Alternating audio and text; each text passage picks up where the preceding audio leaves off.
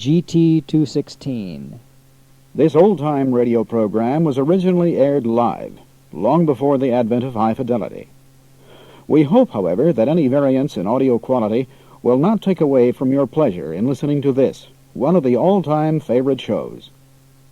Don Amici and Francis Langford as John and Blanche Bickerson in The Honeymoon is Over.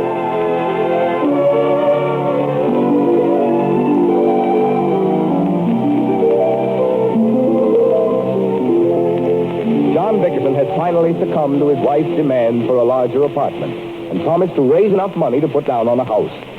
To this end, he has taken on another job, and 1 o'clock in the morning finds the weary John Bickerson returning home from his new position. Listen.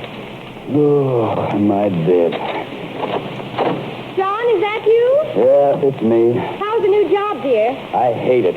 You hate it? Yes, I hate it. And I'm glad I hate it, because if I didn't hate it, I'd like it, and I hate it. Is the kettle on the stove? No, I didn't know what time you were coming home.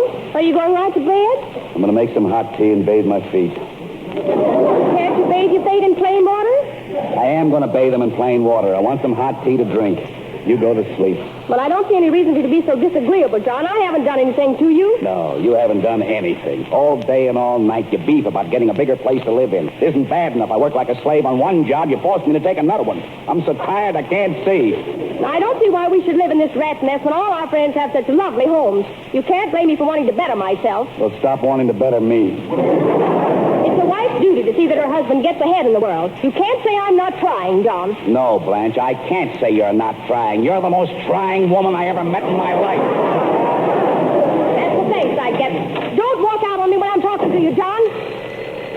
Hello. Mrs. Bickerson, this is Dr. Hersey. Oh, hello, Doctor. I got a message from my exchange to call you whenever I came in. Is something wrong? Well, I was worried about those drops you gave me for my eyes. There aren't any instructions on the label. Drops for your eyes? Yes. Do I put them in before or after meals? Mrs. Bickerson, you can put them in before, after, and during meals. Is that all? No. I wish you'd have a talk with John. I swear I don't know what's come over the man, Doctor. He tears around here in a fury, and he keeps picking on me. Well, have him drop into my office tomorrow. He can't come to your office. He just took another job, and he doesn't have the time. You mean he has 2 jobs? Yes, but he doesn't seem to like this new job very much. He's working for the Streetcar company. It's really a wonderful position. As I imagine it is. Well, Mrs. I can't understand why he Why don't resents you it so stop much. yapping about It my pays very business, well. Blanche? Excuse me a minute, Doctor. Keep quiet. It's Dr. Hersey, and I don't want him to hear you yelling. Well, get off the phone and stop blabbing about my private affairs. Oh, Dr. Hersey, here's John now. He wants to talk to you. John? I don't want to talk to him. John, you better take this phone off. All right. Hello. Yes, Bickerson? Guess what? I understand you're not feeling too well. You're not in bad shape physically, but your mental attitude could be improved. It could, huh? I think so. Bickerson, I'm afraid you're working too hard. If I were you, I'd go out and have a good time with my wife. Okay, where does your wife live?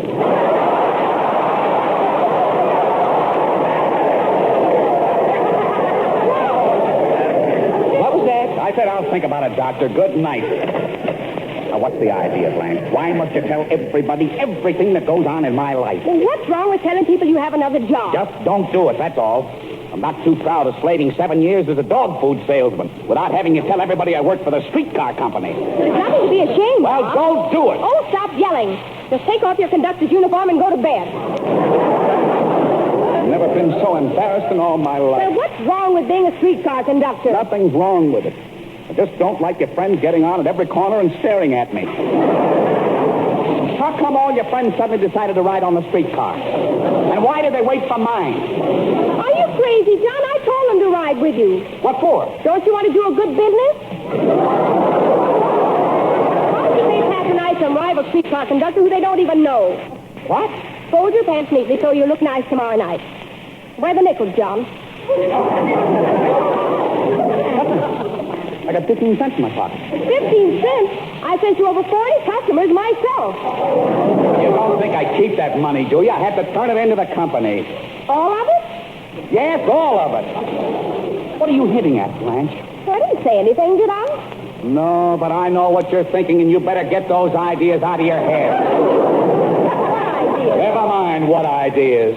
I'm beginning to understand how that no-good brother of yours can drive around in a big Cadillac on a bank teller's salary. My brother never stole a cent from the bank, and you know it. All right, I'll apologize to him when he gets out of jail. John Bickerson! Forget it. I want to get some sleep. Don't like those hints, that's all. Well, don't leave your pants on the chair. Hang them up. Okay, hang him up.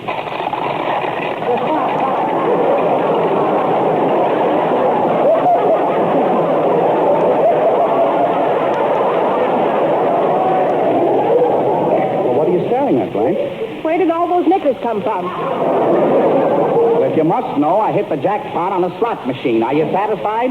Yes, dear. What do you mean, yes, dear? What kind of talk is that? I said yes, dear. Well, you don't have to say it like that. I swear I won it in a slot machine. Don't you believe me? Of course I believe it. That's the last straw. If you're going to accuse me of... John! Why don't you hush up and go to sleep? Yes, go to sleep, she tells me. Stumble around from one job to another, work like a horse. And she thinks I'm snagging nickels. Oh, hush. Oh, my whole body aches. Go to sleep, she says. Oh, I'll never sleep another wink. As long.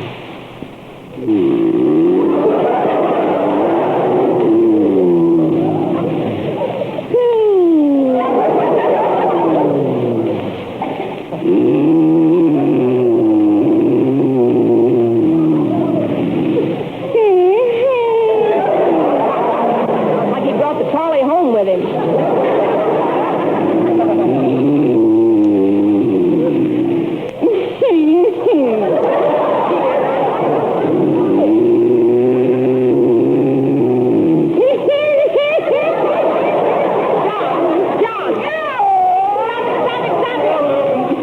Stop at this corner. Move to the rear of the car, please. Yes. Thank you. Pairs, please. One for me and one for you. What's the matter? What's the matter, Baxter? I want to sleep. But don't make so much noise. I'd like to sleep, too. Sure. You didn't put the light out in the kitchen. I did. I think I see a light under the door. No light. You take care of the cat? No. Why not? Cat can take care of himself. What about the goldfish and the canary? Cat will take care of them, too. Don't be funny. Were the animals hungry? Starving. What are they eating? Each other. Oh, they've got plenty to eat. Why don't you let me sleep, Blanche? All you have to do is give me a civil answer. Civil answer. Just tell me what you gave the goldfish to eat. Eggs. Eggs? Eggs. 15 poached eggs, and the cat had the same. Where'd all those eggs come from? The canary laid them. Now, male canaries don't lay eggs, and he's a male. How do you know? His name is Dickie, isn't it? What do you want from me? Are you deliberately trying to keep me awake?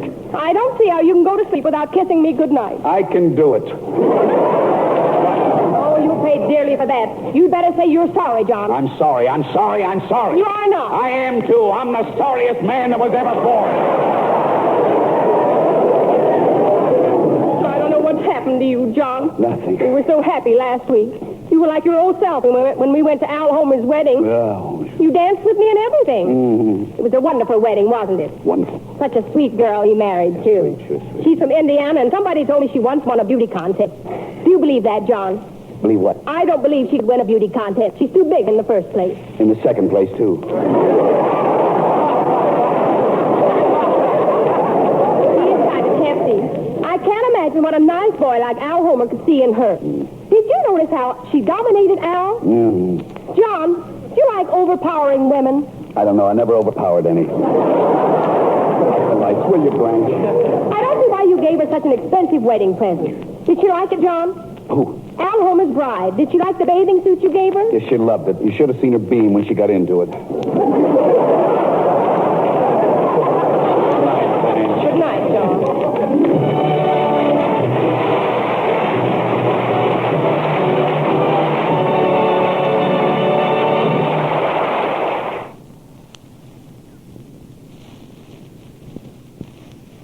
Now, here are Don Amici and Francis Langford as John and Blanche Bickerson in The Honeymoon is Over.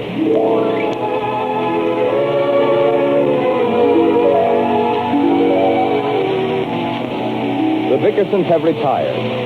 Mrs. Bickerson lies tense and unrelaxed in the darkness. as poor husband John, victim of induced insomnia or Jabbering's reaction, engages in another losing battle during an acute attack of the sleep-robbing ailment. Listen.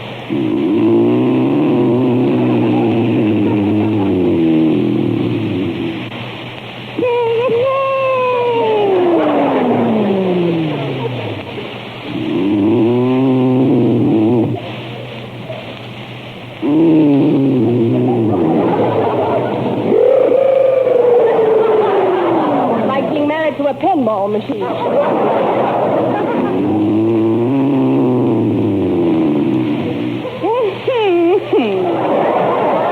3 hours.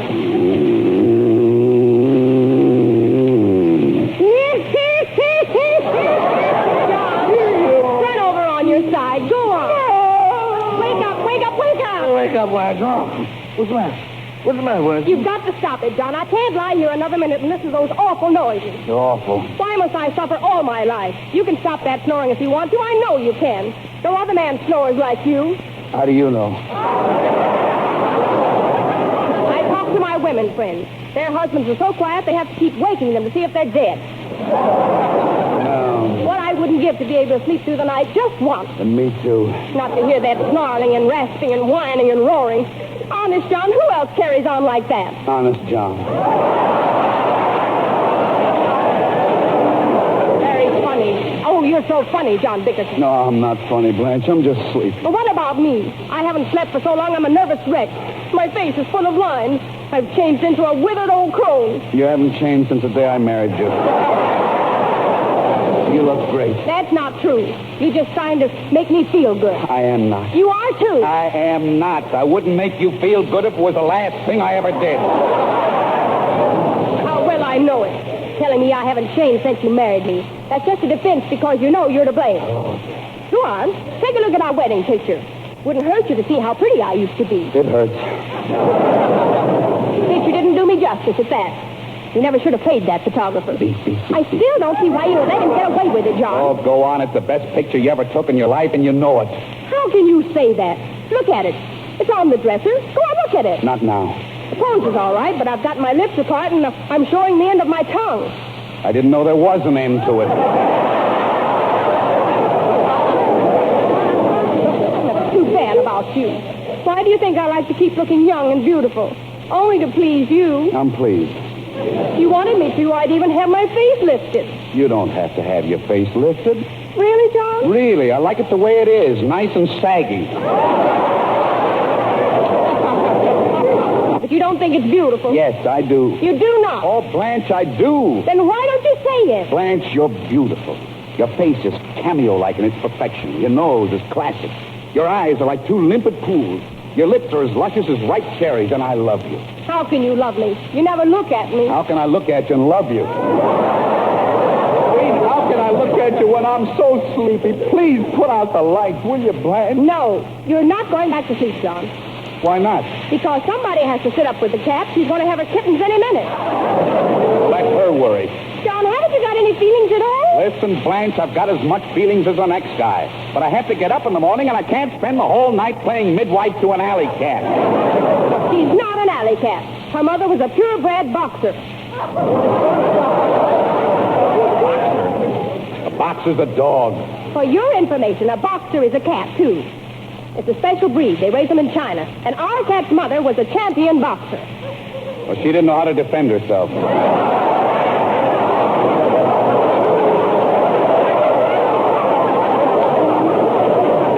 What? Her father was an amateur fencer. Stop talking about the cat and let's get some sleep. I can't help talking. The poor little thing is in the kitchen all alone, friendless. Nobody to worry about her. What's the matter with the goldfish and the canary? They're in there with her. Oh, they don't even know what's happening. Maybe the goldfish doesn't, but the canary's pacing up and down in his cage. John, please, I wish you'd go in and have a look at the cat. What for? I can't do anything. I want to sleep. She may have had the kittens already. Oh. You think so, John? Think what? You think the cat's had the kittens already? No, she'll let us know when she has them. How would you let us know? She'll drop us a litter. Good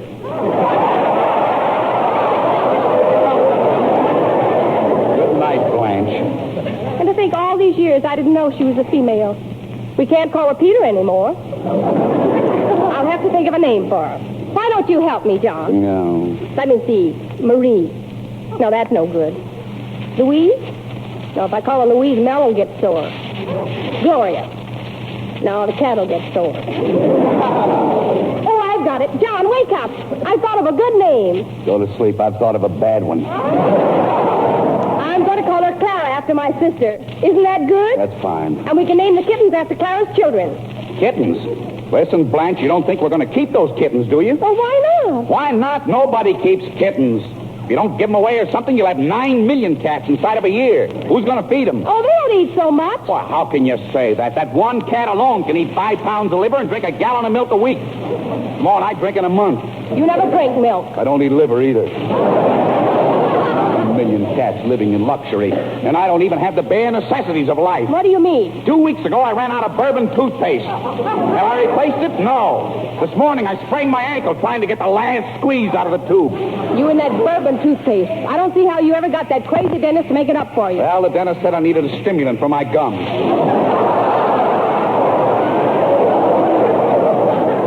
Turning your teeth all pink. My teeth are not pink. They're bloodshot.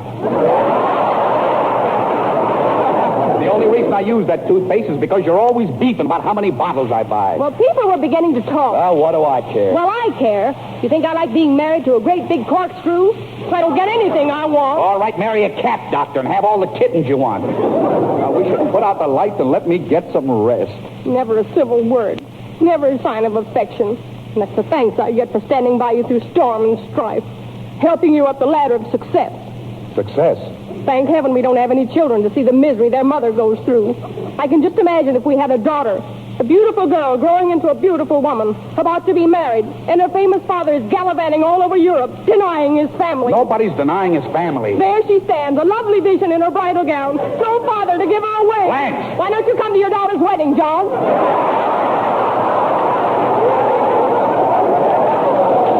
Why don't you stop blowing your cork? Nobody's getting married and I'm not famous. But you'll admit I made you what you are today. I admit nothing. I'm a self-made man. Well, that's the first time you ever took the blame for anything. Is that so? Well, I'd just like to hear what you've done for me. Well, who cooks for you? I do. Who cleans for you? I do. Who does your laundry? The laundry. Only once, and that's because the washing machine was broken. If it wasn't for me, you wouldn't have a clean shirt. I haven't got a clean shirt. You have to. I dusted one off yesterday. Off is right. And you press the collar with a curling iron. Besides, I wore it today.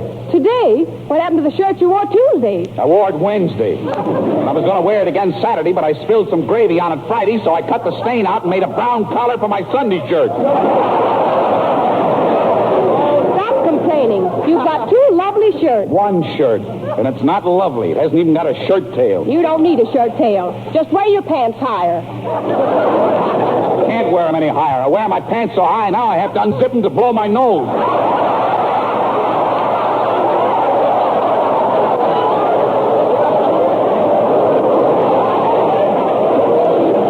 Hush up and go to sleep. Go to sleep, she tells me. Woman drives me crazy with cats and weddings. My brain is spinning. Now she says, go to sleep. I'll never sleep another wink. Long.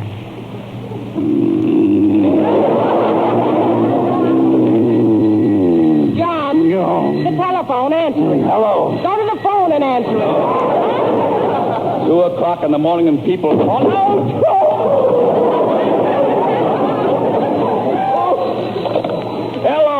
Hello, is this the Bureau of Missing Persons? Bureau of Missing Persons? Yeah, I just found out that my wife ran away from home last month. What? I say my wife ran away from home. She's 4 feet 8, weighs 207 pounds, and has mouse-colored eyes. I've been kind of wondering what's happened to her. You got any word for me? Yes. Well, what is it? Congratulations. Never heard of such a thing. Man's wife ran away and he's looking for her. Must be nuts. Would you miss me if I ran away? Sure. How much would you miss me? How far are you running?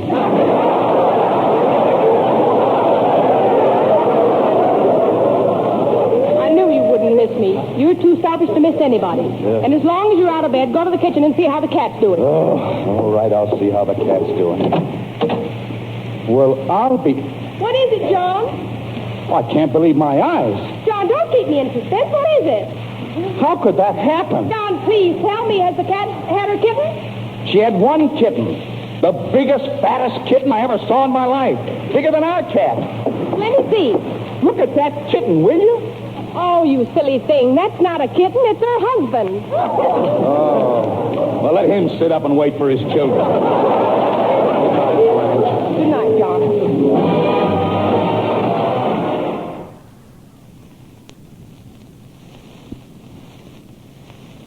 Now, here are Don Amici and Frances Langford as John and Blanche Bickerson in The Honeymoon is Over.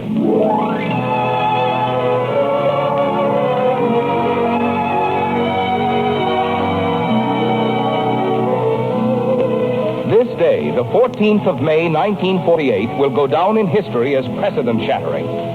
John Bickerson is smiling.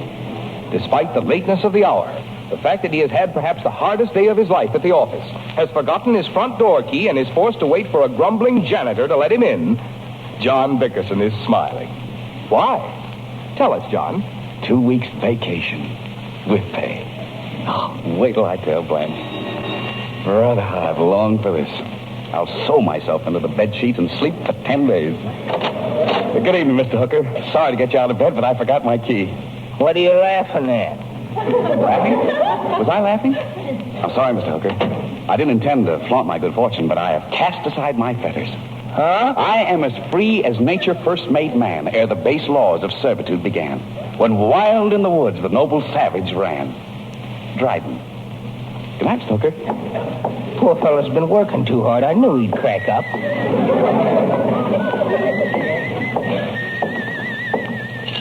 Home, sweet home. John? Hello, Blanche. How is my beautiful wife? What? Would you like me to bring you a glass of milk and a cookie? And here is a little present for you. Oh, you look wonderful, honey. Oh, this is awful. What's the matter? This morning I burned my hand on the stove. I ripped my only pair of nylons. My inlay fell out, and now you come home drunk. What are you talking about? I'm not drunk, and you know it. Then why are you so nice to me? What's the use? When I come home tired and can't smile, she beats. When I come home and try to be pleasant, she accuses me. Put out the lights. You're not going to bed with your shoes on. Yes, I am. I work like a horse. I might as well sleep like a horse.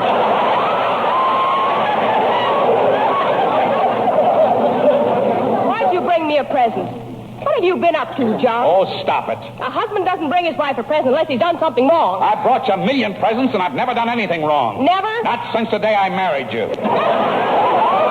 Wish you'd let me sleep. Sure, sleep. That's the easiest way out when you've got a guilty conscience. Blanche, I tell you, I haven't got a guilty conscience. Then why did you buy me an expensive present? It isn't an expensive present. It's the crummiest present I could buy. I believe that, all right. What is it? Why don't you open it and see? I bet you've gone and thrown away your money on some stupid thing I can't even use. Oh, you can use it fine. A home beauty outfit. It's got everything, just what you need. Wrinkle cream, freckle remover, hair darkener, false eyelashes, chin-reducing strap. What kind of a present do you call this? What are you hinting at? How did I know what was in it? Nobody would use this but a homely woman. Oh, that's not true. All women use it. They do not. Only the homely ones, and I wouldn't touch it. The sales girl in the drugstore said she uses it all the time, and she's not half as homely as you are. I mean, she's just as pretty as you. That's just about what happened. You walked into a drugstore, saw a pretty face, and didn't know what you were buying. I didn't look at her face at all. If you're going to buy me a present, why didn't you get me something I could use? Why didn't you get me an ounce of Taboo? What's that? It's my favorite perfume. Well, you got a dresser full of perfume. Taboo, Sabu, Snafu, and Sterno. Perfumes than any woman alive. Look at those bottles. They're all empty, and it's all your fault. You left the corks out and it evaporated. I leave the cork out of my bourbon, don't I? What about it? That never evaporates. You never give it a chance. It's different with perfume, and I don't see why I should go without it because of your nasty habits. What do you think makes the thing dry up, John? I wish I knew. Don't be so funny. Oh, I'm not funny. I'm sleepy.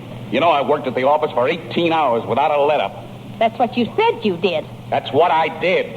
I did it for what I thought was a good reason, but now I'm sorry. Why? Forget it. What is it, John? What happened? You lost your job. I didn't lose my job. I got 2 weeks vacation with pay. It's the first vacation I've had in 7 years, and I wanted to enjoy it. But no, you wouldn't stand for that, would you? How can you say that, John? Of course I want you to enjoy yourself. Where's the money? In my wallet. 2 full weeks' pay. Now, do you mind if I rest? You know, John, I haven't had a vacation either. A change of scene will do us both a world of good. If you're so tired, there's only one thing for you to do. He's doing it.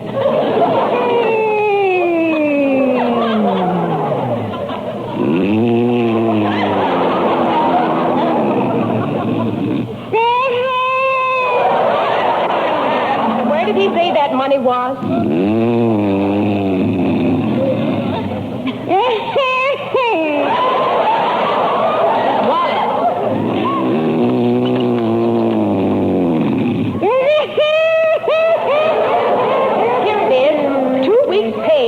Put that money back. I thought you were sleeping, dear. What are you doing with that money? What's the matter, Blanche? I'm not doing anything. I'm just counting it to see if they gave you the right amount. It's the right amount. Put it back and go to sleep. You needn't talk like that. I wasn't going to steal it. Who said you were? Just like you to make a crack like that. I didn't make any cracks at all. Go on, call the police and have me arrested. Put me in prison. Nobody's putting you in prison. They'll lock me up in solitary confinement. Rats running all over me in my cell, and I stand helpless, shaking at the iron bars. No way to escape. Blanche. Why don't you send me a hacksaw, John? Stop getting hysterical.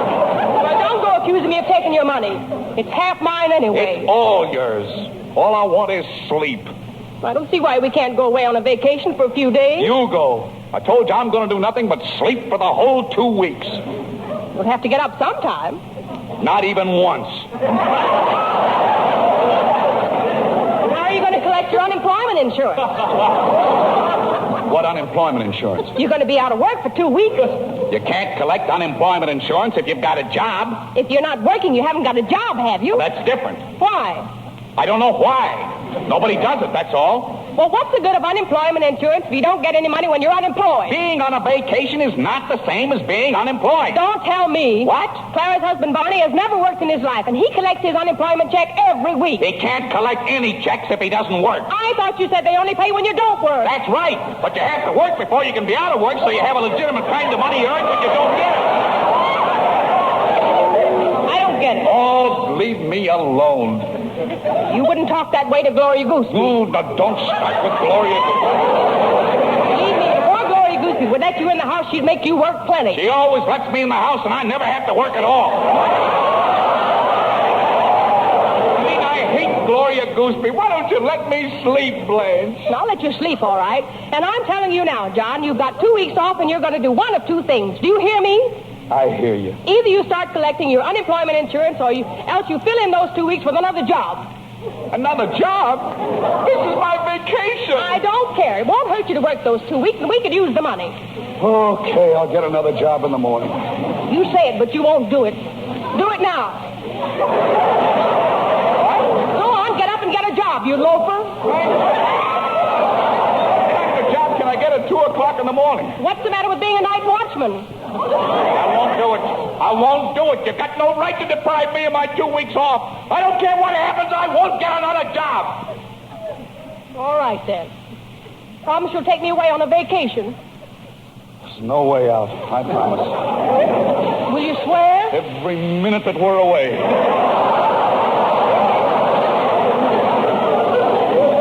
I know where we'll go. Lake Tahoe. I'll only have to buy a few more dresses, and you can wear your dungarees all the time. Just tell them you came in from fishing. And if it gets cold, I know just the thing. Let me show you what I picked up on sale yesterday. I don't want to see it. Just look at this, John. Isn't it stunning? What's so stunning about a bath rug? It's a fur cape, silly. Well, where's the fur? That's the way it's supposed to look. It's the very latest style. Sheared beaver. Sheared beaver? It's been clipped. So have I. You have not. This is worth every penny, John. You know I'm a good judge of furs. Oh, sure. In the past 2 years, you bought a bald mink and a plucked skunk. Well, what's wrong with them? The mink stinks and the skunk shrunk. Blanche, how much did you pay for this one? Only $94. $94? Oh, Blanche, you didn't. Get that money back to him and get it back. Don't get hysterical. As soon as the house... Blanche, how could you do this to me? I deny myself everything. I've been sewing rubber heels on your old pocketbooks and wearing them for shoes. I've been eating the panties out of my overcoat shoulders and save on breakfast cereal. I don't even drink my bourbon anymore. I just chew the cork and hit myself on the head with it.